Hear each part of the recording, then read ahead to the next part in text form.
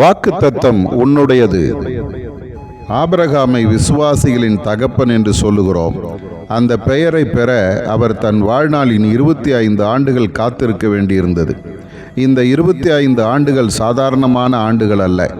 எவ்வளவு எதிர்பார்ப்புகள், எவ்வளவு ஏமாற்றங்கள், கேள்விகள், ஏக்கங்கள், பெருமூச்சுகள், இவைகளின் மத்தியில் ஆபிரகாம் தேவனை விசுவாசித்தான் என்று வேதம் சொல்லுகிறது.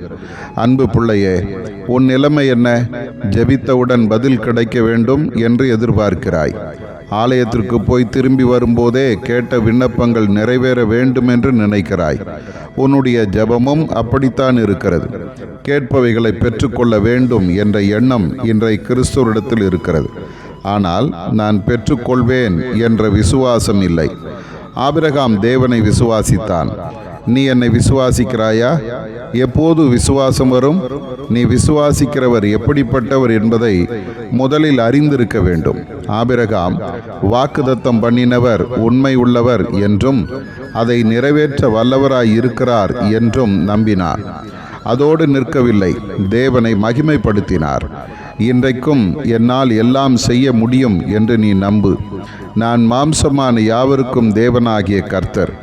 என்னால் செய்யக்கூடாத அதிசயமான காரியம் உண்டோ?